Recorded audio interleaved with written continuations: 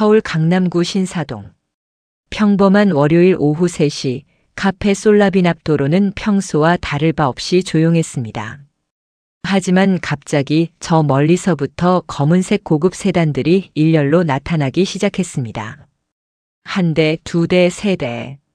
총 5대의 차량이 카페 앞 도로를 완전히 점령했습니다. 뭐야, 저거? 무슨 촬영하나? VIP 온 거 아냐? 대통령이라도 오는 건가?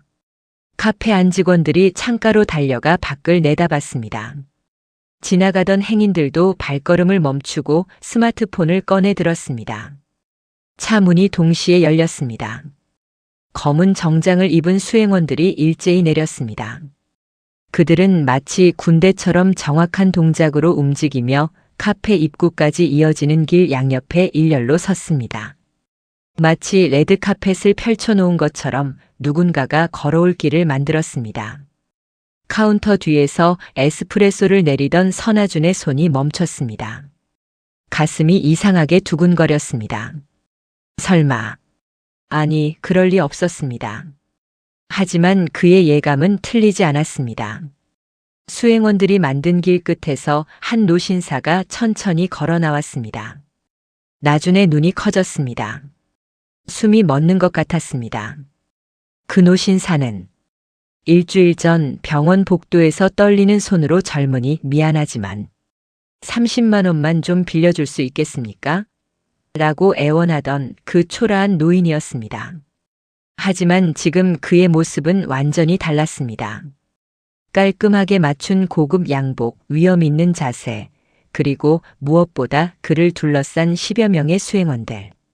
이 모든 것이 그가 평범한 노인이 아니라는 것을 말해주고 있었습니다. 노신사는 카페 문을 열고 들어왔습니다. 수행원 한 명이 재빨리 앞서 문을 잡았습니다. 그의 시선이 카운터 뒤에 나준을 향했습니다. 그리고 그는 미소 지었습니다. 카페 안은 완전한 정적에 휩싸였습니다. 직원들은 숨도 제대로 쉬지 못한 채 이 상황을 지켜봤습니다. 나준은 에스프레소 포터필터를 손에 든 채 그 자리에 얼어붙었습니다. 일주일 전 그가 마지막 남은 30만 원을 건넸던 그 선택이 지금 이 순간 자신의 인생을 완전히 뒤흔들고 있었습니다. 구독과 좋아요, 그리고 소중한 댓글은 영상 제작에 큰 힘이 됩니다. 선아준 28세. 그는 서울대학교 경영학과를 수석으로 졸업했습니다. 동기들은 모두 대기업이나 금융권에 입사했습니다. 나준에게도 삼성전자, SK하이닉스, JP모건 등 여러 곳에서 러브콜이 왔습니다.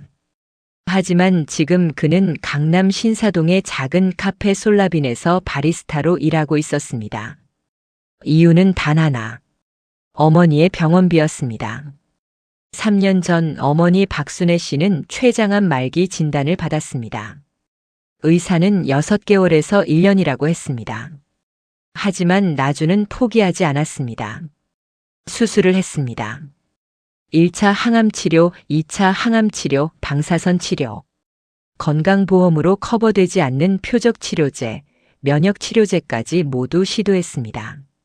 비용은 천문학적으로 불어났습니다. 수술비만 3천만 원, 항암치료는 회당 200만 원씩, 표적치료제는 한 달에 500만 원.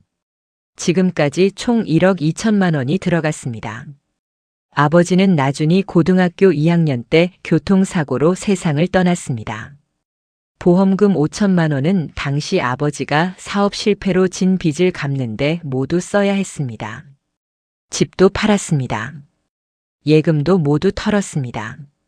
그리고 나준은 대기업 입사를 포기했습니다. 대기업은 초봉이 높아도 당장 급한 돈이 필요했습니다. 그래서 선택한 것이 시급제 아르바이트였습니다.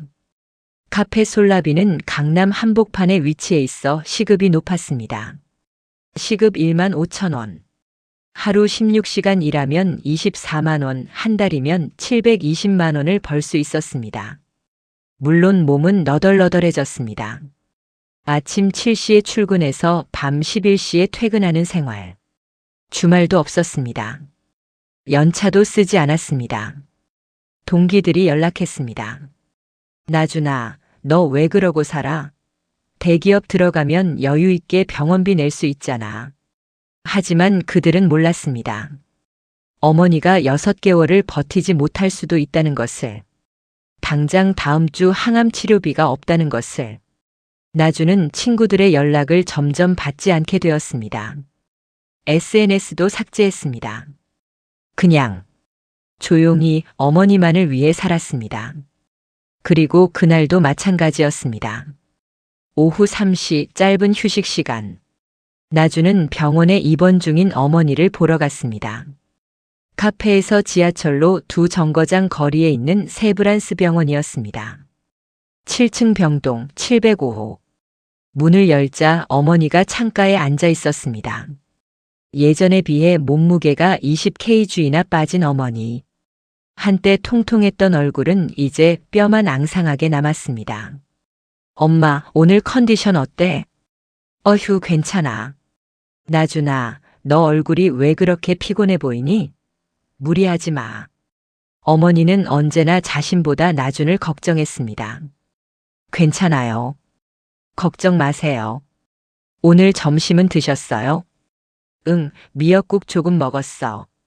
근데 입맛이 없어서 많이는 못 먹었어. 나주는 가슴이 아팠습니다. 항암 치료 부작용으로 어머니는 거의 음식을 먹지 못했습니다. 엄마, 제가 내일 죽 끓여올게요.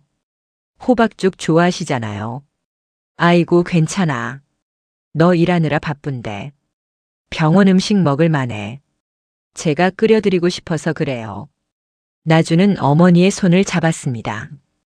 예전보다 훨씬 마르고 차가운 손이었습니다. 손등에는 링거 자국이 여러 개 보였습니다. 나준아. 네, 엄마. 미안해. 엄마 때문에 너 인생이. 무슨 말씀이세요? 엄마는 제 인생 그 자체인데요. 나주는 억지로 웃었습니다. 어머니 앞에서는 절대 힘든 내색을 하지 않았습니다. 30분 정도 어머니와 이야기를 나눈 뒤 나주는 병원을 나섰습니다. 4시까지 카페로 복귀해야 했습니다. 복도를 빠르게 걸어가던 그때였습니다. 헉, 헉. 한 노신사가 벽에 기댄 채 거칠게 숨을 몰아쉬고 있었습니다. 70대 후반쯤으로 보이는 그는 초라한 회색 점퍼를 입고 있었고 얼굴은 창백했습니다. 손에는 낡은 진료 차트를 들고 있었습니다. 나주는 걸음을 멈췄습니다. 보통 사람 같으면 그냥 지나쳤을 것입니다.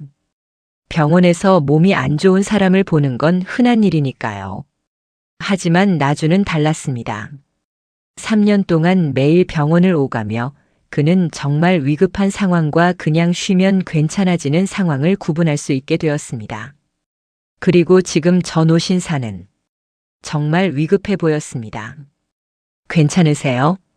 나준이 다가가 물었습니다. 아, 괜찮네.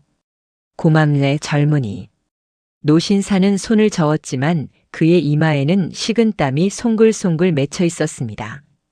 얼굴은 핏기가 없었고 입술은 바짝 말라 있었습니다. 물 좀 드릴까요? 저기 정수기가 있는데. 아니야, 괜찮아. 그냥 조금 쉬면 될 거야. 하지만 노신사의 다리는 후들거리고 있었습니다. 나주는 재빨리 복도 끝 정수기에서 물을 떠왔습니다. 천천히 드세요. 고맙네. 정말 고맙네. 노신사는 떨리는 손으로 컵을 받아 물을 마셨습니다. 조금 진정된 노신사는 나준을 바라봤습니다. 참, 친절한 젊은이로구나. 요즘 같은 세상에 이런 사람도 있네. 아니에요. 당연한 거죠. 노신사는 잠시 앉아 쉬다가 일어서려고 했습니다. 하지만 다시 휘청거렸습니다. 병원비. 수납을 해야 하는데. 노신사는 주머니를 뒤적였습니다. 앞주머니, 뒷주머니, 점퍼 안쪽 주머니까지. 이런. 지갑을 어디 두고 왔는지. 그의 얼굴에 당황한 표정이 스쳤습니다. 집에 두고 온 것 같은데. 어쩌나. 오늘 병원비를 꼭 내야 하는데. 얼마나 되시는데요? 30만 원이네. 오늘 안 내면 다음 치료를 못 받는다고 해서 노신사의 목소리가 떨렸습니다. 택시비도 없는데. 집이 일산이라 여기서 1시간은 걸리는데. 어쩌나. 나주는 노신사의 표정을 봤습니다. 그 표정을 그는 너무나 잘 알았습니다. 3년 전 처음 어머니 수술비를 마련해야 했을 때 거울 속 자신의 표정이 바로 저랬습니다. 나주는 잠시 망설였습니다. 그의 지갑 속에는 정확히 30만 원이 들어 있었습니다. 오늘 어머니의 다음 주 항암 치료비 일부를 입금하려고 아껴둔 돈이었습니다. 만약 이 돈을 쓰면 신용카드로 돌려막기를 해야 합니다. 이미 카드 빚이 2천만 원이 넘는데. 하지만 눈앞의 노인을 그냥 둘 수는 없었습니다. 나주는 천천히 지갑을 꺼냈습니다. 제가 도와드릴 수 있을 것 같은데요. 아니야. 괜찮네. 젊은 사람한테 폐를 끼칠 순 없지. 괜찮습니다. 병원비가 얼마나 되시는지. 30만 원인데. 미안하지만 정말 빌려줄 수 있겠나? 꼭 갚을 테니. 연락처를 알려주면. 아니요. 나주는 지갑에서 30만 원을 꺼내 노신사의 손에 쥐어주었습니다. 갚으실 필요 없습니다. 저도 여기 입원한 환자 보호자거든요. 병원비가 얼마나 부담되는지, 얼마나 막막한지 너무 잘 알아요.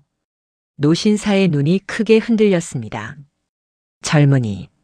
이름이 선아준입니다. 선아준. 노신사는 그 이름을 몇 번이고 되뇌었습니다. 고맙네. 정말 고맙네, 젊은이. 노신사는 떨리는 손으로 나준의 손을 꽉 잡았습니다. 그의 눈가에 눈물이 맺혔습니다.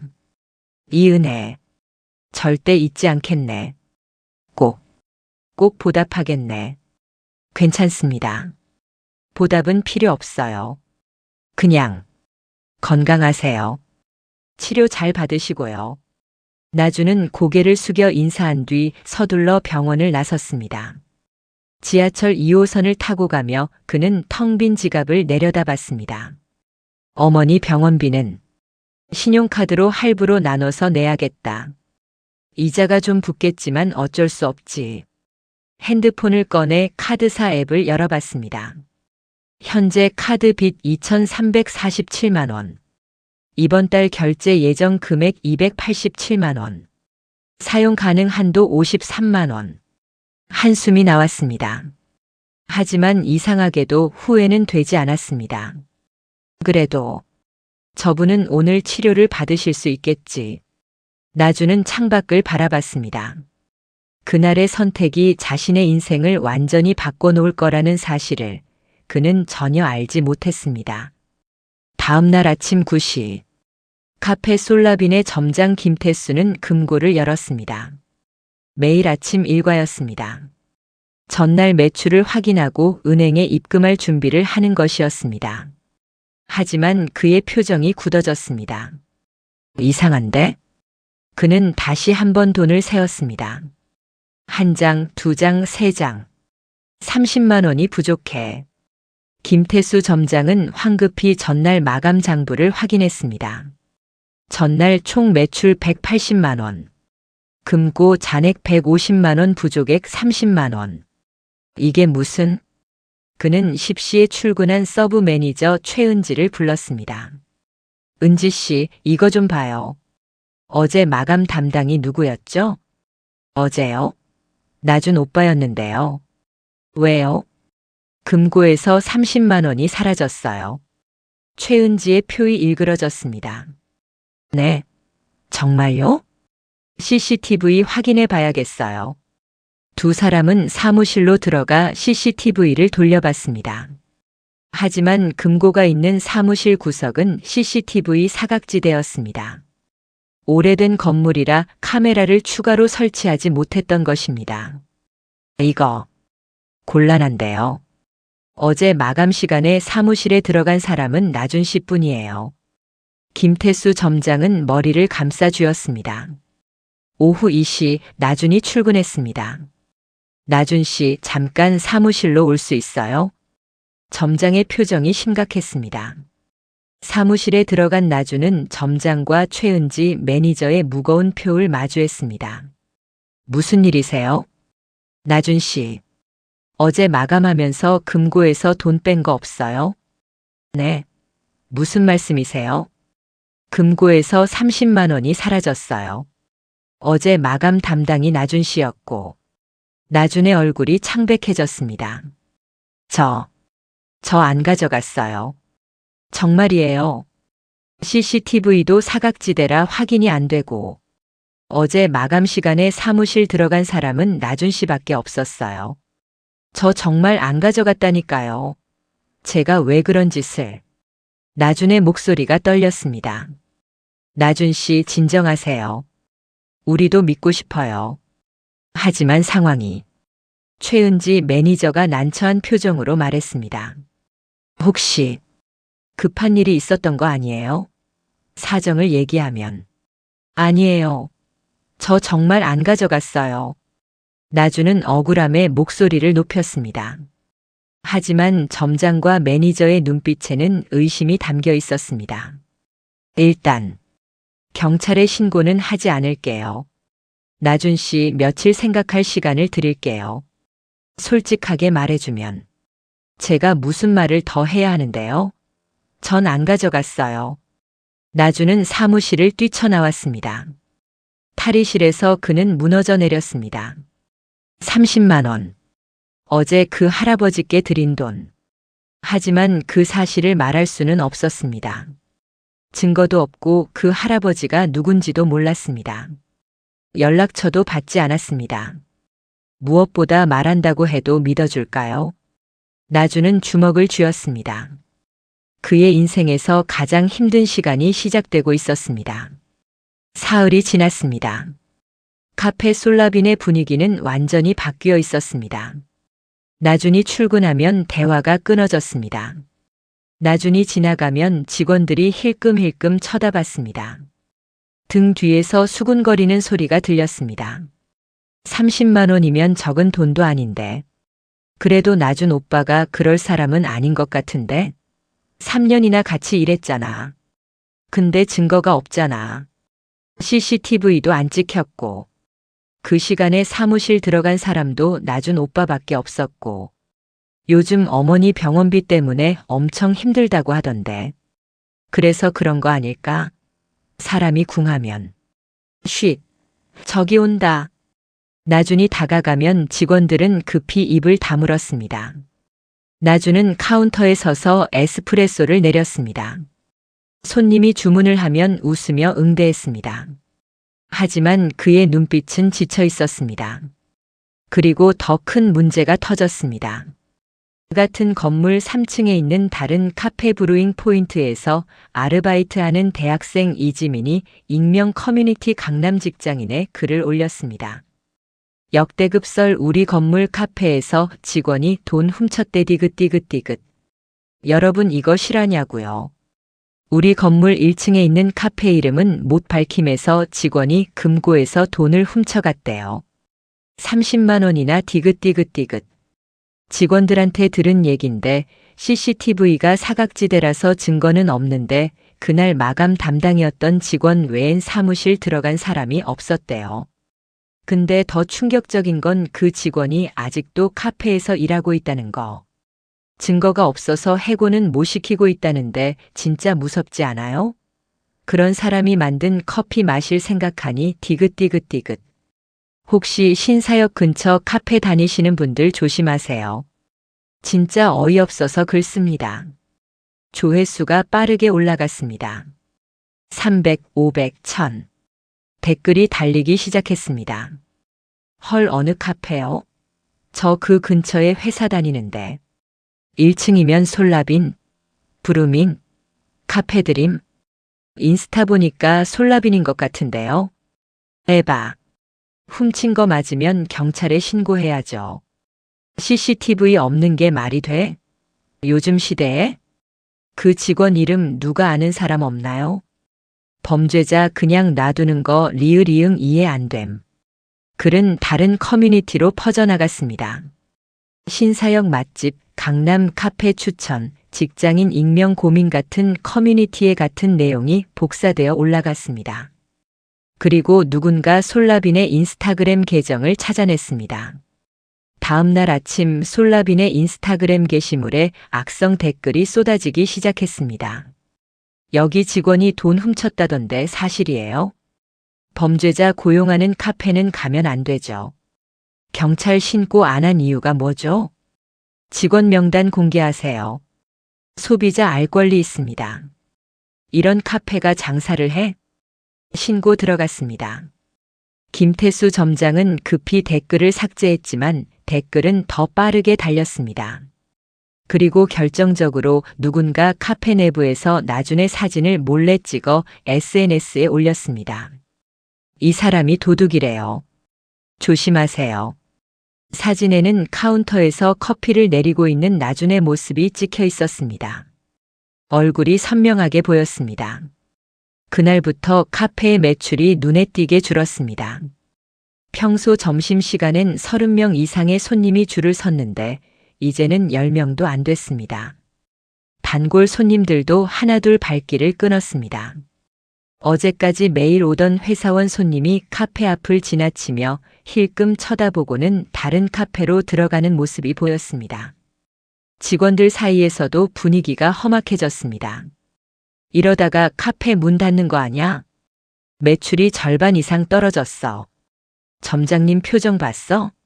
완전 안 좋으시더라. 그리고 나흘째 되는 날 김태수 점장은 나준을 다시 불러 세웠습니다. 사무실에 들어간 나준은 점장의 지쳐 보이는 얼굴을 마주했습니다. 나준 씨, 이러다가 카페 정말 문 닫겠어요. 점장의 목소리에는 절박함이 담겨 있었습니다. SNS는 계속 날리고 손님들은 안 오고 다른 직원들도 불안해하고 있어요. 일부는 다른 곳 알아보고 있다는 얘기도 들었어요. 점장님, 제발 솔직하게 말해줘요. 정말 급한 일이 있었던 거면 우리가 같이 해결 방법을 찾아봅시다. 어머니 병원비 때문이라면 우리가 도와줄게요. 점장님, 제가 정말 안 가져갔다니까요. 나준의 목소리는 이제 호소하는 듯 했습니다. 그럼 이 상황을 어떻게 해결할 건데요? 증거도 없고 CCTV도 없고. 나준 씨만 믿으라고 하면 다른 사람들은 어떻게 믿어요? 점장이 한숨을 내쉬었습니다. 일단 며칠 쉬는 게 어때요? 유급 휴가로 할게요. 그 사이에 상황이 좀 진정되면 제가 쉬면 인정하는 거잖아요. 제가 정말 훔친 사람이 되는 거예요. 하지만 지금 이 상태로는. 그날 밤 나준은 자신의 이름을 네이버에 검색해 봤습니다. 선아준 도둑, 선아준 금고절도, 솔라빈 선아준, 신사동 카페 범죄, 연관 검색어가 떴습니다. 익명 커뮤니티에는 이미 그의 이름이 실명으로 노출되어 있었습니다. 심지어 나이, 학력까지 올라와 있었습니다. 선아준 28세, 서울대 경영학과 졸업 마이너스 대기업 버리고 카페 알바하다가 돈 훔침 키읔키읔키읔. 나준은 핸드폰을 던져버리고 싶었습니다. 그때 병원에서 어머니가 전화를 걸어왔습니다. 나준아, 내 엄마. 왜 그러세요? 인터넷에서. 내 이름이 왜? 어머니의 목소리가 떨렸습니다. 병원에서 누군가 어머니에게 그 글을 보여준 모양이었습니다. 엄마 괜찮아. 오해야. 곧 풀릴 거야. 나준아, 너 정말 그런 거 아니지? 엄마는 내가 그럴 아이 아니라는 거 알아. 당연히 아니지. 걱정 마. 진실은 밝혀질 거야. 엄마 때문에 내가 이런 일을. 어머니의 울먹이는 목소리가 들렸습니다. 엄마 아니야. 엄마 때문이 아니야. 진짜야. 전화를 끊고 나준은 바닥에 주저앉았습니다. 벽에 머리를 기댄 채 그는 천장을 바라봤습니다. 왜 선행을 했는데 이런 일이 생기는 거지? 그는 후회했습니다. 아니, 후회하려고 했습니다. 만약 그날 그 할아버지를 그냥 지나쳤다면, 만약 30만 원을 주지 않았다면, 하지만 이상하게도 그날 병원 복도에서 창백한 얼굴로 떨던 노신사의 모습이 자꾸 떠올랐습니다. 그래도 그분은 치료를 받으셨겠지. 그분은 도움을 받았겠지. 나주는 주먹을 쥐었습니다. 버티자. 진실은 언젠가 밝혀질 거야. 내가 진짜 안 했으니까. 진실은 언젠가. 하지만 그가 얼마나 버틸 수 있을지, 진실이 정말 밝혀질지 그는 확신할 수 없었습니다. 그리고 가장 두려운 것은 이 모든 것이 어머니에게까지 영향을 미치고 있다는 것이었습니다. 일주일이 지났습니다. 나주는 여전히 카페에서 일하고 있었습니다. 점장은 며칠 쉬라고 했지만 나주는 거절했습니다. 쉬는 것은 인정하는 것과 같았습니다. 하지만 카페에서의 생활은 지옥이었습니다. 직원들의 수군거림은 계속됐고 손님들의 의심 어린 눈초리도 여전했습니다. SNS의 악플은 더 심해졌습니다. 어제는 한 손님이 나준이 만든 커피를 받고는 다른 직원이 만든 걸로 바꿔주세요라고 했습니다. 나준 앞에서 당당하게 그렇게 말했습니다. 나준은 그냥 참았습니다. 그의 눈빛은 지쳐 있었습니다. 밤마다 악몽을 꿨습니다. 잠을 제대로 자지 못해 눈 밑에 다크서클이 짙게 내려앉았습니다. 식사도 거의 하지 못했습니다. 일주일 만에 OKG에 빠졌습니다. 어머니는 병원에서 계속 연락했습니다. 나준아, 그만둬. 다른 곳 알아보자. 하지만 나준은 괜찮아요, 엄마라고만 답했습니다. 월요일 오후 3시. 평소처럼 나주는 카운터에서 에스프레소를 내리고 있었습니다. 카페 안에는 손님이 5명 정도 앉아 있었습니다. 예전에 비하면 한산한 편이었습니다. 그때 밖에서 소란스러운 소리가 들렸습니다. 저기 좀 봐. 창가에 앉아 있던 20대 여성 손님이 밖을 가리켰습니다. 다른 손님들도 고개를 돌려 창밖을 바라봤습니다. 직원들도 하던 일을 멈추고 창가로 다가갔습니다. 뭐야, 저거? 헐. 대박. 검은색 고급 세단들이 줄지어 카페 앞에 멈춰 섰습니다. 첫 번째 차량은 제네시스 G90, 두 번째는 벤츠 마이바흐, 세 번째는 BMW 7 시리즈, 네 번째는 또 다른 제네시스 G90, 다섯 번째는 벤츠 S클래스. 총 5대의 최고급 세단이 카페 앞 도로를 완전히 점령했습니다. 저거 다 합치면 얼마야? 최소 10억은 되겠는데? 무슨 일이야? 촬영하나? 드라마 찍나? 손님들이 웅성거렸습니다. 핸드폰을 꺼내 사진을 찍기 시작했습니다. 차 문이 동시에 열렸습니다. 마치 군대처럼 훈련된 동작이었습니다. 5대의 차에서 검은 정장을 입은 수행원들이 내렸습니다. 1명, 2명, 3명. 총 12명이었습니다. 그들은 모두 키가 180cm 이상으로 보였고 완벽하게 다림질된 검은 정장을 입고 있었습니다.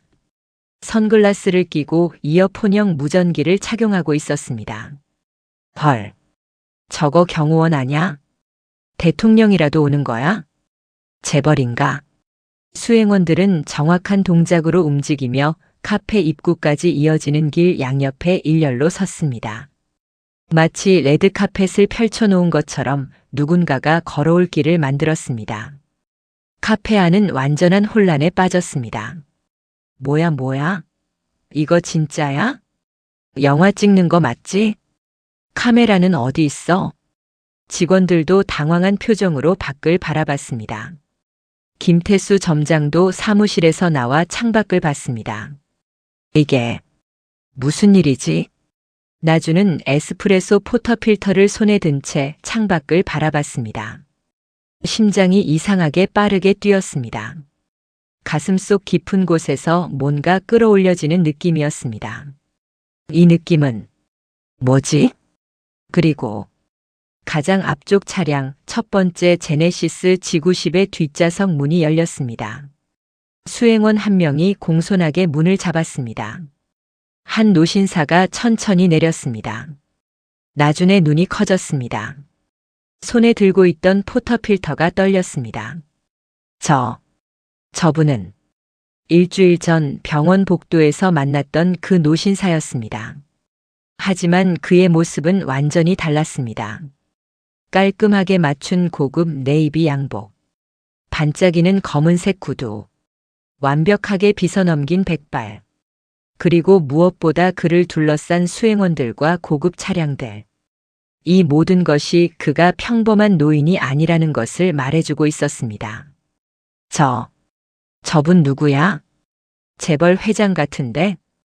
완전 포스 대박이다. 손님들이 수군거렸습니다. 노신사는 카페를 향해 천천히 걸어왔습니다.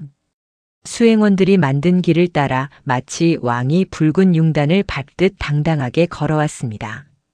그의 걸음걸이는 위험이 있었지만 동시에 품위가 있었습니다. 급하지 않고 느리지 않게 정확하게 걸었습니다. 카페 문 앞에 도착하자 수행원 한 명이 재빨리 앞서 나가 문을 열었습니다. 따르릉 마이너스. 카페 문을 열 때 나는 종소리가 울렸습니다. 노신사가 카페 안으로 들어왔습니다. 카페 안은 완전한 정적에 휩싸였습니다. 손님들은 숨도 제대로 쉬지 못한 채 노신사를 바라봤습니다. 직원들도 얼어붙어 있었습니다.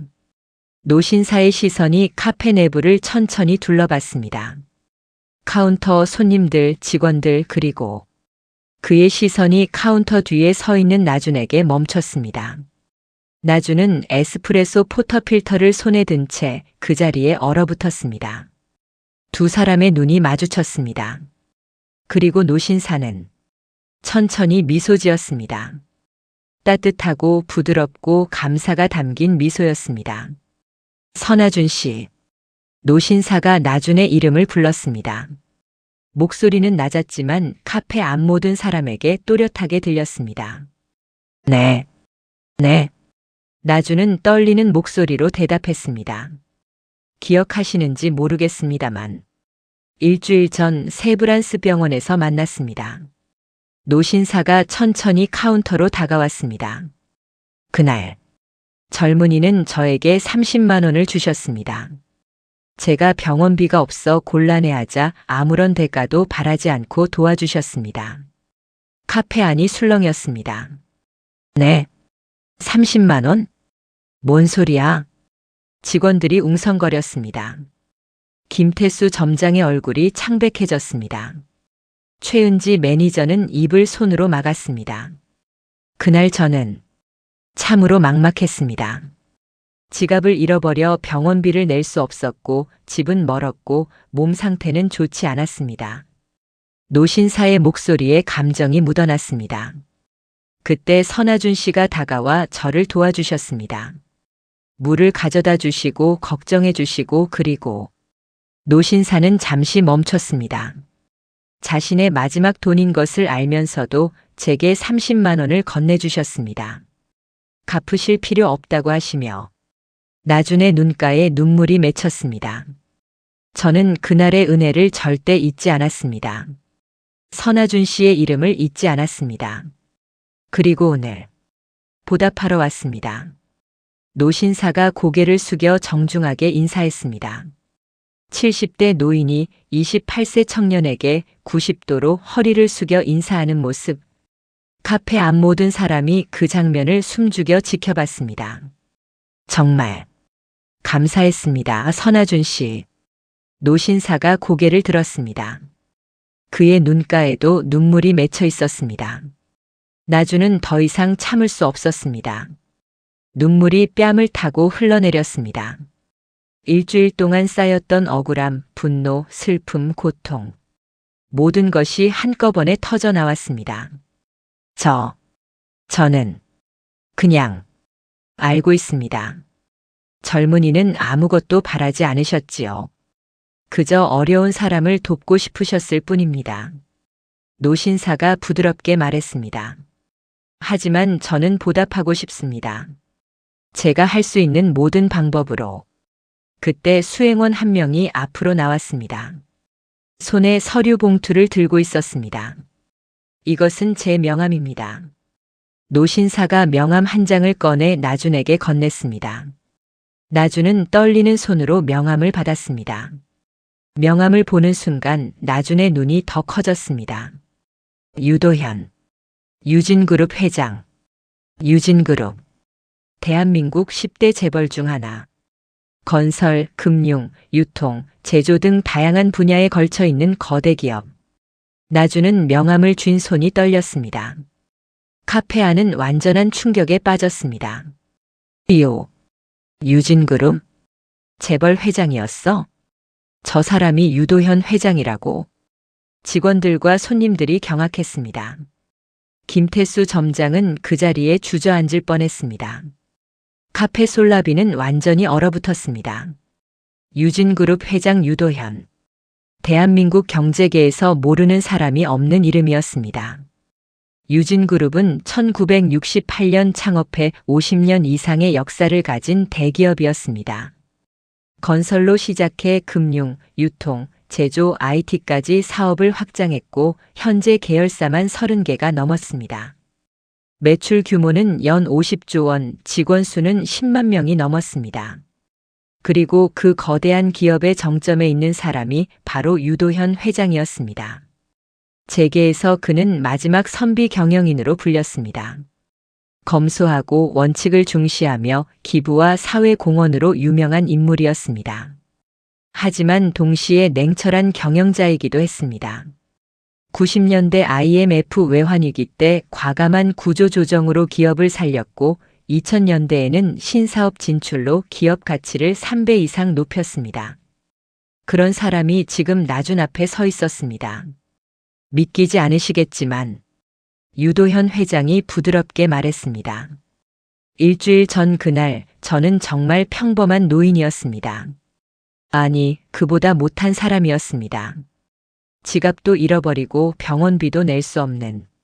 그는 잠시 멈추고 숨을 고르었습니다. 사실 그날 저는 일부러 혼자 병원에 갔습니다. 수행원도 비서도 없이 평범한 환자처럼 진료를 받고 싶었습니다. 유도현 회장의 목소리에는 자책이 묻어났습니다. 오래전부터 당뇨 합병증으로 고생하고 있었는데 그날따라 몸 상태가 너무 안 좋았습니다. 저혈당이 왔고 정신이 흐릿해졌습니다. 그 상황에서 지갑을 잃어버린 것도 몰랐습니다. 나준은 숨을 죽이고 들었습니다. 그때 선아준 씨가 저를 발견해 주셨습니다. 물을 가져다 주시고 걱정해 주시고 유도현 회장이 나준을 바라봤습니다. 그리고 자신의 마지막 돈을 주셨습니다.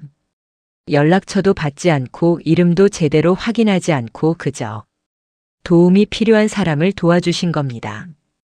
카페 앞 모든 사람이 나준을 바라봤습니다. 이제 그들의 눈빛은 달랐습니다. 의심이 아니라 놀라움이었습니다. 집에 돌아가서야 제 비서들이 제가 없어진 걸 알고 난리가 났더군요. 지갑은 다행히 집에서 찾았습니다. 소파 밑에 떨어져 있었습니다. 유도현 회장이 씁쓸하게 웃었습니다. 그리고 저는 비서에게 지시했습니다. 선아준이라는 이름을 가진 청년을 찾으라고. 세브란스 병원 주변을 중심으로 20대 후반 병원 환자 보호자인 사람을. 일주일이 걸렸습니다. 우리 팀이 CCTV를 확인하고 병원 기록을 조사하고 주변 카페와 식당을 수소문했습니다. 그리고 마침내 여기 카페 솔라빈의 선아준 씨를 찾았습니다. 유도현 회장이 다시 고개를 숙였습니다. 늦어서 죄송합니다. 그리고 감사합니다. 나준은 눈물을 닦았습니다. 아닙니다. 저는 그냥 알고 있습니다. 젊은이는 아무것도 바라지 않으셨지요. 유도현 회장이 미소 지었습니다. 하지만 제게는 그 30만 원이 그날의 도움이 얼마나 큰 의미였는지 모릅니다. 돈의 가치가 아닙니다. 한 사람이 다른 사람을 진심으로 걱정하고 도와주는 그 마음이 제게는 너무나 소중했습니다. 그는 주머니에서 봉투 하나를 꺼냈습니다. 이것은 제가 드리는 작은 감사의 표시입니다. 수행원이 봉투를 받아 나준에게 건넸습니다. 나준은 떨리는 손으로 봉투를 받았습니다. 열어보셔도 됩니다. 나준이 봉투를 열었습니다. 안에는 수표가 들어 있었습니다. 금액 1억 원정. 나준의 눈이 커졌습니다. 손이 떨렸습니다. 저는 이걸 받을 수 없습니다. 나준이 급히 말했습니다. 저는 그냥 당연한 일을 했을 뿐이에요. 이렇게 큰 돈을. 선아준 씨. 유도현 회장이 나준의 손을 꽉 잡았습니다. 제가 조사하는 과정에서 알게 되었습니다. 젊은이가 얼마나 힘든 상황인지. 어머니의 병원비를 위해 대기업 입사를 포기하고 카페에서 일하고 있다는 것. 카드 빚이 2천만 원이 넘는다는 것. 그리고 유도현 회장의 목소리가 낮아졌습니다. 그날 제게 준 30만 원이 젊은이의 마지막 돈이었다는 것. 그 돈으로 어머니의 병원비를 낼 예정이었다는 것. 나준은 고개를 숙였습니다. 눈물이 또 흘렀습니다. 그런 상황에서도 저를 도와주셨습니다. 그것이 얼마나 큰 희생인지 저는 압니다. 유도현 회장의 눈가도 붉어졌습니다. 그리고 또 알게 되었습니다. 그 후 젊은이가 겪은 일들을. 유도현 회장이 카페 안을 둘러봤습니다. 금고에서 돈이 사라졌다는 오해. SNS에서의 마녀 사냥. 직원들의 의심. 손님들의 외면. 김태수 점장과 최은지 매니저의 얼굴이 새하얗게 질렸습니다. 모두 제 때문에 생긴 일입니다. 제가 선아준 씨의 연락처를 받아뒀어야 했습니다. 제가 더 빨리 찾아왔어야 했습니다. 아닙니다. 회장님 잘못이 아니에요. 나준이 급히 말했습니다. 저는 그냥 제가 옳다고 생각하는 일을 했을 뿐이에요. 그렇기에 더욱 존경스럽습니다. 유도현 회장이 나준의 어깨에 손을 올렸습니다. 이 돈은 젊은이가 받아야 합니다. 어머니의 병원비로 쓰십시오. 그리고 카드 빚도 갚으십시오. 그것이 제가 할 수 있는 최소한의 보답입니다. 하지만 거절하시면 제가 더 괴로워집니다. 제발 받아주십시오. 유도현 회장의 간절한 목소리에 나준은 더 이상 거절할 수 없었습니다. 감사합니다. 나준은 수표를 꽉 쥐고 눈물을 흘렸습니다. 유도현 회장이 다시 한번 고개를 숙여 인사했습니다. 그리고 카페 앞 모든 사람을 향해 말했습니다. 여러분, 부디 기억해 주십시오. 선아준 씨는 도둑이 아닙니다. 오히려 이 시대에 보기 드문 선한 사람입니다. 자신의 마지막 돈을 낯선 사람을 위해 기꺼이 내어줄 수 있는 사람입니다. 카페 안이 완전히 조용해졌습니다. 그런 사람을 의심하고 비난하고 SNS에서 공격했다면 부디 반성하시기 바랍니다. 유도현 회장의 말에 카페 앞 몇몇 사람들이 고개를 숙였습니다. 김태수 점장은 나준에게 다가와 무릎을 꿇었습니다. 나준 씨, 정말 죄송합니다. 점장의 목소리가 떨렸습니다. 최은지 매니저도 눈물을 흘리며 나준에게 고개를 숙였습니다. 오빠, 미안해요. 정말 미안해요. 나준은 그들을 일으켜 세웠습니다. 괜찮아요. 저도 증명할 방법이 없었으니까요. 나준의 눈빛은 여전히 따뜻했습니다. 일주일 동안의 지옥 같은 시간. 하지만 그는 누구도 원망하지 않았습니다. 유도현 회장은 그런 나준을 보며 고개를 끄덕였습니다. 역시 내 눈이 틀리지 않았구나. 유도현 회장이 카페를 떠난 후 카페 솔라비는 완전히 다른 곳이 되었습니다. 직원들은 나준에게 계속 사과했습니다. 손님들은 나준을 영웅처럼 바라봤습니다. SNS에는 재벌 회장이 찾아온 선한 바리스타라는 제목의 글들이 올라왔습니다. 하지만 나준은 여전히 혼란스러웠습니다. 1억 원이라는 돈. 그가 평생 벌어도 모으기 힘든 금액이었습니다. 그날 밤 나주는 병원에 있는 어머니를 찾아갔습니다. 엄마, 나주나, 인터넷에서 봤어. 정말, 정말 다행이다. 어머니는 울면서 나준을 껴안았습니다.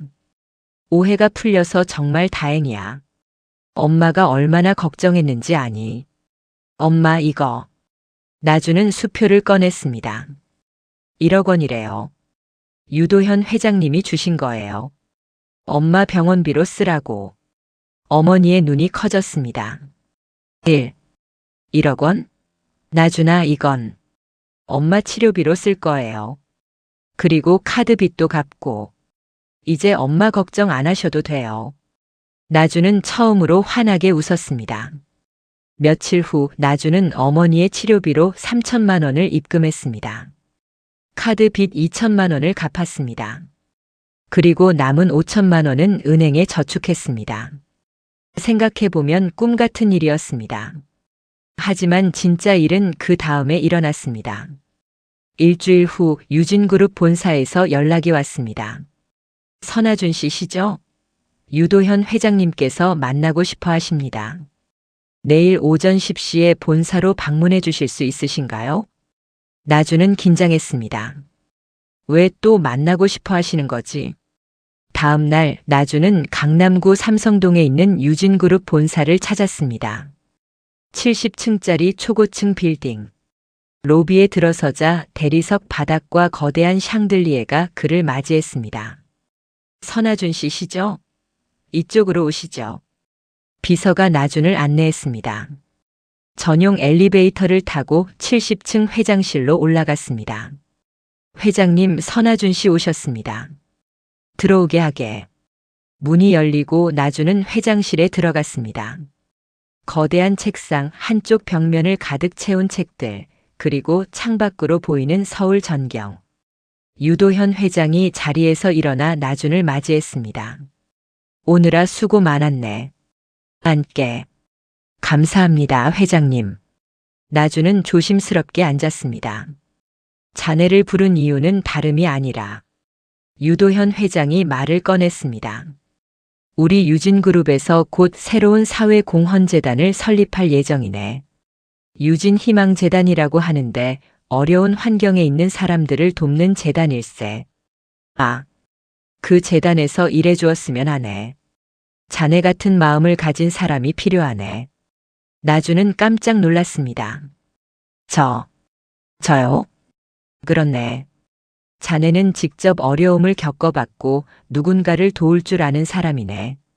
그런 사람이 재단을 운영해야 진짜 도움이 필요한 사람들에게 손을 뻗을 수 있네.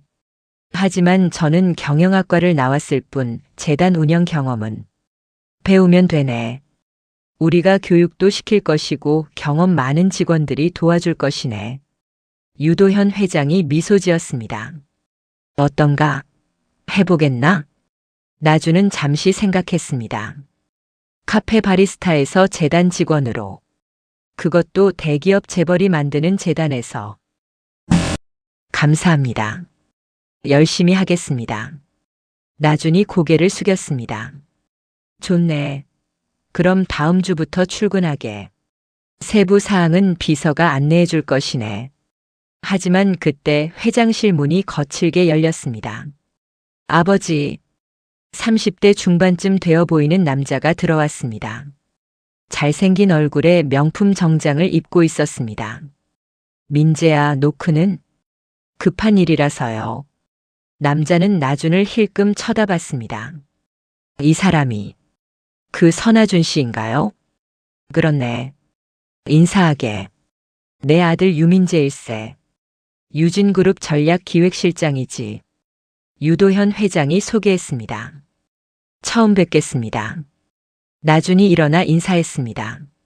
하지만 유민재는 나준의 인사를 받지 않았습니다. 아버지, 잠깐 얘기 좀 할 수 있을까요? 지금?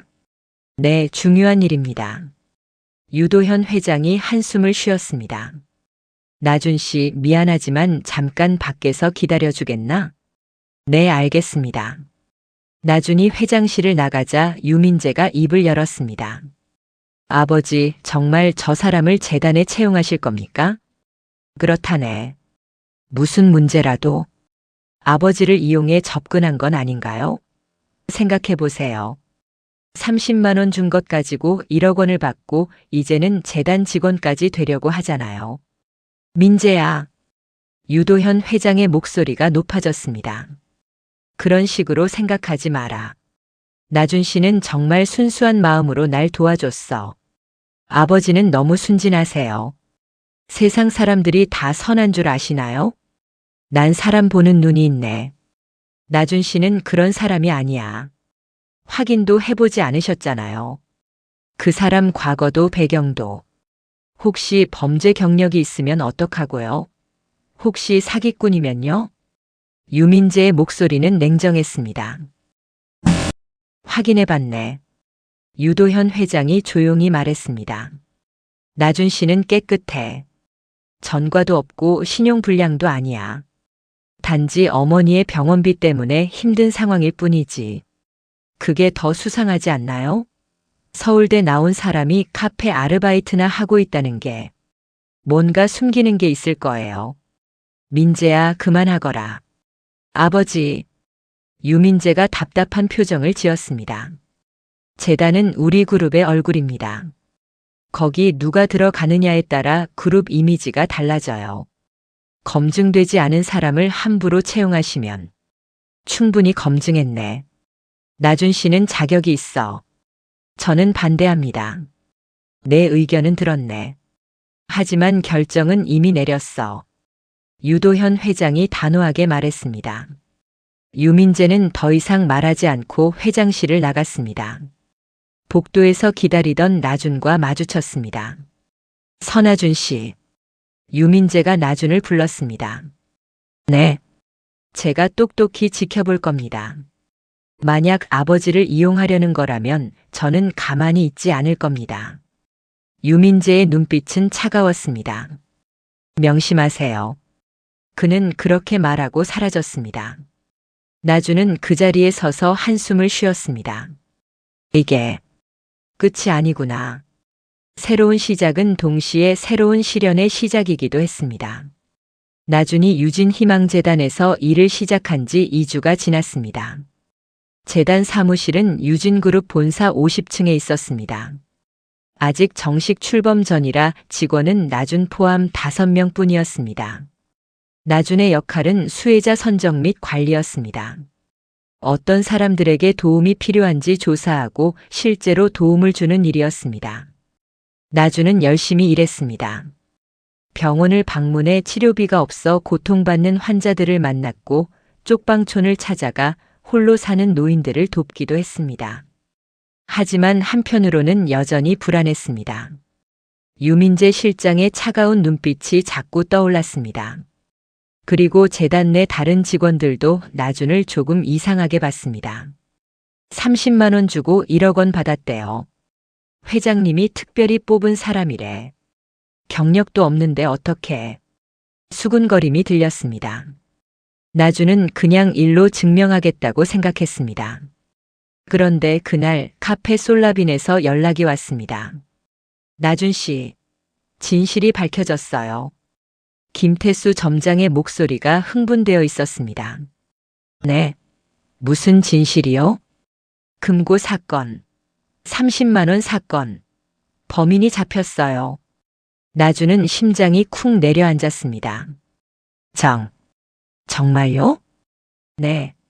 경찰에서 연락 왔어요. 지금 바로 올 수 있어요? 나준은 급히 재단 사무실을 나와 카페로 향했습니다. 카페에 도착하자 경찰 2명이 와 있었습니다. 선아준 씨 맞으십니까?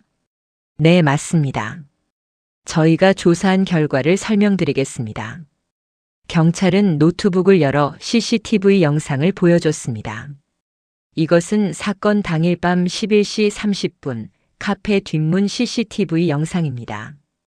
영상에는 한 사람이 카페 뒷문으로 들어오는 모습이 찍혀 있었습니다. 이 사람은 카페 직원 박준혁 씨입니다. 그날 저녁 9시에 퇴근했다고 진술했지만 실제로는 11시 30분에 다시 들어왔습니다. 나주는 놀라서 영상을 봤습니다. 박준혁. 카페에서 주방 담당으로 일하던 직원이었습니다.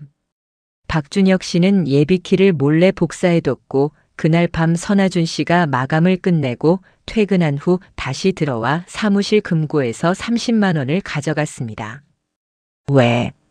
왜 그런 짓을? 김태수 점장이 물었습니다.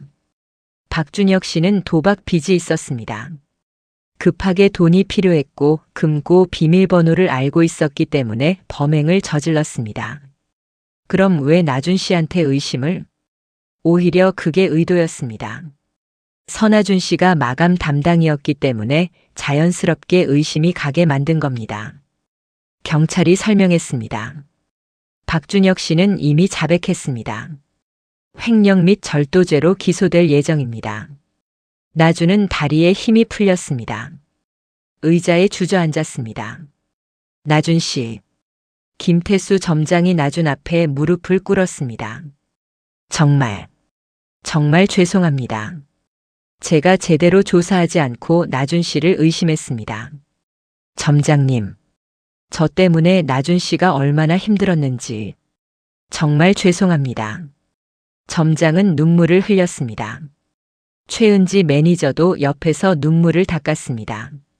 오빠, 정말 미안해요. 우리가 오빠를 믿었어야 했는데. 괜찮아요. 나준이 그들을 일으켜 세웠습니다. 진실이 밝혀졌으니 됐어요. 하지만 문제는 거기서 끝이 아니었습니다. 경찰이 말했습니다. 그리고 SNS 명예훼손건에 대해서도 조사했습니다. 네. 선아준 씨를 도둑이라고 인터넷에 글을 올린 사람들, 사진을 무단으로 게재한 사람들을 추적했습니다. 경찰은 서류를 꺼냈습니다. 총 7명을 특정했습니다. 익명 커뮤니티 게시자 3명, 인스타그램 악플러 2명, 카페 내부에서 사진을 찍어 유포한 직원 2명. 직원이요? 김태수 점장이 놀라서 물었습니다. 네. 카페 직원 2명이 나준 씨 사진을 몰래 찍어 SNS에 이 사람이 도둑이라고 올렸습니다. 나준은 허탈하게 웃었습니다. 같이 일하던 직원들이 이들은 모두 명예훼손죄, 모욕죄로 고소할 수 있습니다.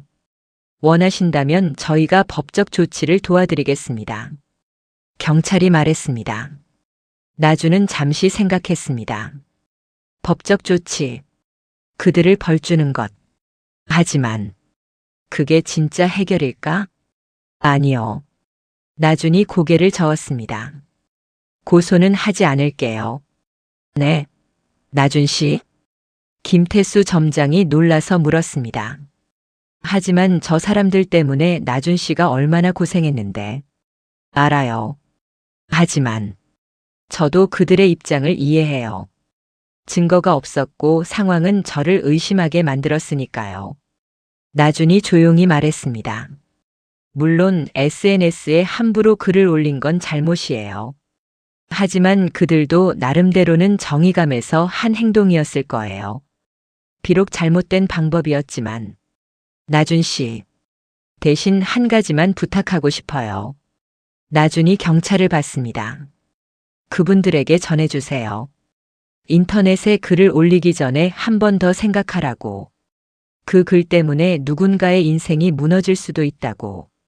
확인되지 않은 정보를 함부로 퍼뜨리지 말라고. 경찰이 고개를 끄덕였습니다. 알겠습니다. 경고 차원에서 전달하겠습니다. 그날 밤 카페 솔라빈 인스타그램에 공지가 올라왔습니다.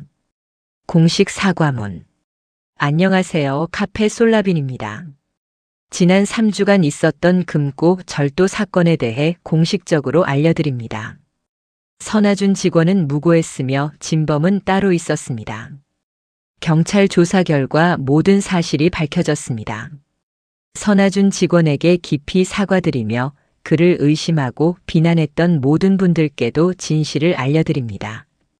또한 SNS에서 확인되지 않은 정보를 함부로 퍼뜨리는 행위가 얼마나 위험한지 다시 한번 생각해 주시기 바랍니다. 선아준 직원은 잘못이 없습니다.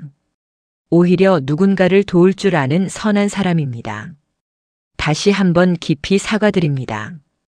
카페 솔라빈 점장 김태수.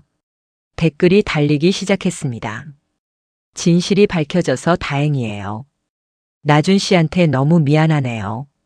저도 악플 달았었는데 정말 반성합니다. 함부로 판단한 제가 부끄럽습니다. 나준은 그 댓글들을 보며 작은 미소를 지었습니다. 이제 정말 끝이구나. 길고 긴 악몽이 드디어 끝났습니다. 하지만 나준은 알고 있었습니다. 이것은 끝이 아니라 새로운 시작이라는 것을. 그리고 그 시작에는 훨씬 더 큰 의미가 있다는 것을. 금고 사건의 진실이 밝혀진 지 한 달이 지났습니다. 나준은 유진희망재단에서 본격적으로 일하고 있었습니다. 하루하루가 보람찼습니다. 어제는 암 치료비가 없어 치료를 포기하려던 한 아이의 가족을 도왔습니다. 오늘은 쪽방에서 혼자 사는 80대 할머니에게 생활비를 전달했습니다. 고맙습니다, 젊은이. 정말 고맙습니다. 할머니가 떨리는 손으로 나준의 손을 잡았습니다. 그 순간 나준은 깨달았습니다. 아, 이게 유도현 회장님이 느꼈던 감정이구나. 도움을 받는 사람의 감사함. 그것이 얼마나 큰 의미인지. 사무실로 돌아온 나준에게 비서가 말했습니다. 나준 씨, 유도현 회장님께서 저녁 식사를 같이 하자고 하십니다. 네. 회장님이요? 네, 오늘 저녁 7시에 본관 최상층 레스토랑으로 오시래요. 나준은 긴장했습니다. 회장님과 단둘이 식사라니. 저녁 7시, 나준은 70층 레스토랑에 도착했습니다. 통유리로 된 프라이빗 룸에 유도현 회장이 앉아 있었습니다. 왔군. 앉게. 감사합니다, 회장님. 음식이 나왔습니다. 한식 코스 요리였습니다. 요즘 재단 일은 어떤가? 재미있습니다. 정말 보람 있는 일이에요. 그래? 다행이군. 유도현 회장이 미소 지었습니다. 두 사람은 잠시 조용히 식사를 했습니다. 그러다 유도현 회장이 입을 열었습니다. 나준 씨, 사실 오늘 자네를 부른 데는 이유가 있네. 네. 내가 사과하고 싶은 일이 있네. 유도현 회장의 표정이 무거워졌습니다. 사과라니요? 회장님이 저한테 무슨... 들어보게. 유도현 회장은 잠시 숨을 고르고 말을 이었습니다. 25년 전 일이네. 우리 유진건설이 서울 외곽에 아파트 단지를 지을 때였지. 나준은 조용히 들었습니다. 그 지역에 작은 공장들이 있었네. 우리는 그 땅을 매입해야 했고, 일부 공장 주인들은 협의를 통해 보상을 받고 땅을 팔았지만 몇몇은 거부했네. 유도현 회장의 목소리가 떨렸습니다. 우리는 강제로 진행했네. 법적으로는 문제가 없었지만 도덕적으로는 그들의 삶의 터전을 빼앗은 거나 마찬가지였지. 그중 한 공장이 서진정밀이라는 작은 기계 부품 공장이었네. 주인은 서재홍 씨였고 나준의 심장이 쿵 내려앉았습니다. 서재홍. 그것은 나준의 아버지 이름이었습니다. 회장님. 알고 있네. 서재홍 씨는 자네 아버지시지. 유도현 회장의 눈가가 붉어졌습니다. 우리가 그 공장을 강제로 매입한 후 서재홍 씨는 새로 사업을 시작하려 했지만 실패했네. 빚을 지게 됐고 결국 자네가 고등학교 2학년 때 교통사고로 돌아가셨지. 나준은 말을 잃었습니다. 조사 과정에서 알게 됐네. 그날 서재홍 씨는 빚 독촉에 시달리다가 정신없이 운전하다가 사고를 당한 거였네. 우리 회사 때문이었네. 내가 결정한 사업 때문에 자네 아버지가 돌아가신 거네. 유도현 회장은 자리에서 일어나 나준 앞에 무릎을 꿇었습니다. 나준 씨, 정말 죄송하네. 25년 늦었지만 진심으로 사과하네. 70대 노인이 대기업 회장이 28세 청년 앞에 무릎을 꿇고 있었습니다. 나주는 눈물이 터져 나왔습니다. 25년 동안 품었던 의문. 왜 아버지가 그렇게 갑자기 돌아가셔야 했는지, 왜 우리 가족은 그렇게 힘들어져야 했는지, 이제야 그 이유를 알게 됐습니다. 회장님, 나준이 떨리는 목소리로 말했습니다. 일어나세요. 제발. 받아줄 수 있겠나? 내 사과를. 회장님도 몰랐던 거잖아요. 그때는 그게 사업이라고 생각하셨던 거고. 나준이 유도현 회장을 일으켜 세웠습니다. 하지만 그것이 변명이 되지는 않네. 나는 평생 이 죄책감을 안고 살았네. 유도현 회장이 말했습니다. 사실 그래서 더욱 사회공헌에 힘써왔네. 우리 회사 때문에 피해를 본 사람들, 어려운 사람들을 돕고 싶었네. 하지만 그것으로도 충분하지 않았네. 회장님. 그런데 그날 병원에서 자네를 만났네. 자네 이름을 들었을 때 서씨 성을 가진 젊은이라는 것에 왠지 모를 끌림을 느꼈네. 유도현 회장이 나준을 봤습니다. 그리고 조사를 하면서 알게 됐네. 자네가 서재홍 씨의 아들이라는 것을. 그 순간 나는 이것이 하늘이 내게 준 기회라고 생각했네. 기회요? 속죄할 기회. 그리고 자네에게 제대로 된 보상을 할 기회. 유도현 회장이 서류 봉투를 꺼냈습니다. 이것은 25년 전 서진정밀 공장 매입 당시 지불한 금액이네. 3억 원이었지. 네. 하지만 그것은 터무니없이 적은 금액이었네. 당시 시세로도 최소 10억은 됐어야 했네. 우리가 법적으로는 문제없지만 부당하게 헐값에 산 거네. 유도현 회장이 봉투를 나준에게 건넸습니다. 이것은 그 차액 7억 원에 25년 동안의 이자를 더한 금액이네. 총 15억 원이네. 회장님, 이건 너무 밖에. 이것은 자네가 받아야 할 정당한 돈이네. 아버지가 받았어야 할 돈이네. 하지만 그리고 한 가지 더. 유도현 회장이 또 다른 서류를 꺼냈습니다. 유진희망재단 이사로 자네를 임명하고 싶네. 평직원이 아니라 이사로. 이사요? 그렇네. 자네는 자격이 있네. 고통을 아는 사람만이 진짜 도움을 줄 수 있네. 나주는 고개를 숙였습니다. 눈물이 멈추지 않았습니다. 감사합니다. 정말 감사합니다. 내가 더 고맙네, 나준 씨. 자네가 그날 날 도와줘서, 그리고 이 늙은이의 사과를 받아줘서. 두 사람은 서로를 껴안았습니다. 70대 노인과 28세 청년. 25년 전 비극으로 얽힌 두 사람이 이제는 서로를 위로하고 있었습니다. 6개월 후, 유진희망재단 공식 출범식이 열렸습니다. 대형 호텔 컨벤션홀에 500명이 넘는 사람들이 모였습니다. 언론사도 20곳 이상 참석했습니다. 단상에 유도현 회장이 올라갔습니다. 유진희망재단은 어려운 환경에 있는 분들을 돕기 위해 설립됐습니다. 연간 100억 원 규모의 지원을 계획하고 있습니다. 박수가 터져 나왔습니다. 그리고 이 재단을 이끌어갈 이사를 소개하겠습니다. 선아준 이사입니다. 나준이 단상에 올라갔습니다. 안녕하십니까? 선아준입니다. 나준은 청중을 바라봤습니다. 저는 평범한 사람입니다. 아니, 평범보다 더 어려운 환경에서 살아온 사람입니다. 어머니의 병원비를 감당하지 못해 좌절했고 카드 빚에 시달렸고 억울한 누명을 쓰기도 했습니다. 청중이 숙연해졌습니다. 하지만 그 과정에서 배웠습니다.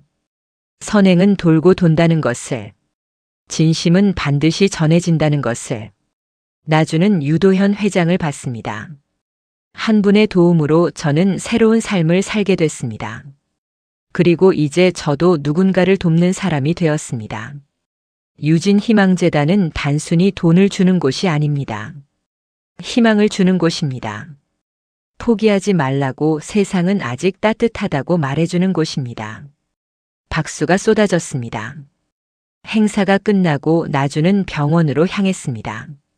어머니가 입원해 있는 세브란스 병원. 하지만 이제는 특실이었습니다. 엄마, 나주나, 행사 잘 끝났니? 어머니는 많이 회복된 상태였습니다. 얼굴에 혈색이 돌았고 몸무게도 많이 늘었습니다. 최신 표적 치료제와 면역 치료제 덕분에 암이 많이 줄어들었습니다. 의사는 완치까지는 아니지만 충분히 관리하며 살 수 있다고 말했습니다. 잘 끝났어요, 엄마. 다행이다. 우리 아들 정말 대견해. 어머니가 나준의 손을 잡았습니다. 엄마 기억해요? 제가 병원 복도에서 할아버지 한 분을 도와드렸다고 한 거. 응, 30만 원 드렸다며? 네. 그 선택이 우리 인생을 바꿨어요. 나주는 창밖을 바라봤습니다. 만약 그날 제가 그냥 지나쳤다면? 만약 30만 원이 아까워서 안 도와드렸다면? 아마 지금도 카페에서 일하고 있을 거예요. 카드 빚에 시달리고 엄마 병원비 걱정하면서. 나주나. 하지만 저는 도왔어요. 그리고 그 선행이 돌고 돌아서 우리에게 돌아왔어요. 나준이 어머니를 봤습니다. 엄마, 이제 저도 누군가에게 선행을 베풀 거예요. 제가 받은 도움을 다른 사람들에게 전할 거예요. 우리 아들. 정말 자랑스럽다. 어머니가 눈물을 흘렸습니다. 그날 저녁. 나주는 재단 사무실에 혼자 남아 있었습니다. 책상 위에는 다음 주에 지원할 대상자 명단이 놓여 있었습니다. 암 환자 가족 20명, 독거노인 30명, 한부모 가정 15명. 나주는 명단을 하나하나 살펴봤습니다. 그리고 깨달았습니다. 이 명단 속 모든 사람이 과거의 나구나. 힘들고 지치고 포기하고 싶었던 과거의 자신. 하지만 이제 나주는 그들에게 희망을 줄 수 있는 사람이 됐습니다. 창밖을 보니 서울 야경이 펼쳐져 있었습니다. 수많은 불빛이 반짝이고 있었습니다. 그 불빛 하나하나가 누군가의 삶이고 누군가의 이야기였습니다. 나주는 미소 지었습니다. 내일부터 다시 시작이야. 한 사람 한 사람에게 희망을 전하는 일. 핸드폰이 울렸습니다. 유도현 회장에게서 온 문자였습니다. 나준 씨, 오늘 행사 정말 수고 많았네. 자네가 있어 재단이 빛나네. 고맙네. 마이너스 유도현. 나주는 답장을 보냈습니다. 회장님, 제가 더 감사합니다. 앞으로 더 열심히 하겠습니다. 그리고 나주는 책상 서랍을 열었습니다. 그 안에는 그날 병원 복도에서 찍었던 영수증 한 장이 들어 있었습니다. 현금 출금 30만 원. 날짜 6개월 전 그날.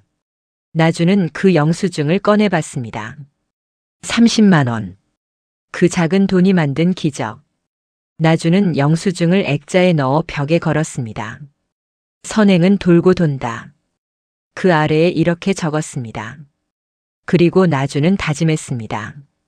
평생 이 마음을 잊지 않겠다고. 어려운 사람을 보면 외면하지 않겠다고. 작은 선행이라도 베풀겠다고. 왜냐하면 선행은 반드시 돌고 돌아 세상을 더 따뜻하게 만들기 때문입니다.